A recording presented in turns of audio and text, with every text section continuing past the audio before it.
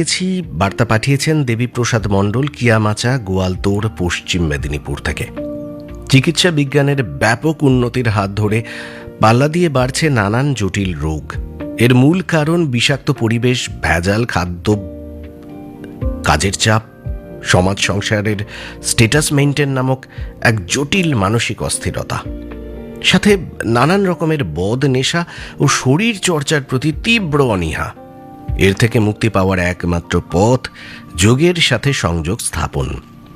মুনি ঋষির এই দেশে এই কথা কতখানি সত্য তা অতীত ইতিহাসের পাতায় পাতায় লিপিবদ্ধ আছে। শরীর সংকটের এই সময়কালে অপরিহার্য হয়ে উঠছে নিত্য যোগাভ্যাস। যোগ এমন এক অভ্যেস যা মনের স্বাস্থ্যের পাশাপাশি শারীরিক স্বাস্থ্যকে সবল ও সুস্থ রাখে। বিশেষভাবে স্নায়ুর রোগে যারা জিরবার, তাদের কাছে যোগ যে কতটা অনিবার্য তা ভুক্তভোগীরা ভালোই জানেন। শহরকেন্দ্রিক সভ্যতায় খোলা মাঠ অনেক ক্ষেত্রেই কাছে পিঠে না থাকায় খেলাধুলোর সুযোগ কমে আসছে, কিন্তু যোগ সাধন বাড়ি বসেই করে নিজেকে সুস্থ রাখা সম্ভব।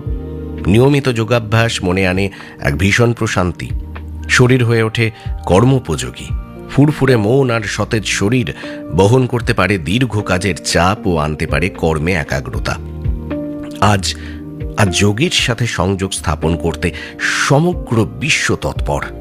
বিশ্ব দরবারে যোগের এই গুরুত্বই প্রমাণ করে মানব জীবনে যোগ আসলে কতখানি অপরিহার্য। কবিগুরুর কথা দিয়ে বলি, বিশ্ব সাথে যোগে যেথায় বিহারো, সেইখানে যোগ তোমার সাথে আমারও। দেবীপ্রসাদ মণ্ডল, কিয়ামাচা, গোয়ালতোড়, পশ্চিম মেদিনীপুর থেকে পাঠিয়েছেন।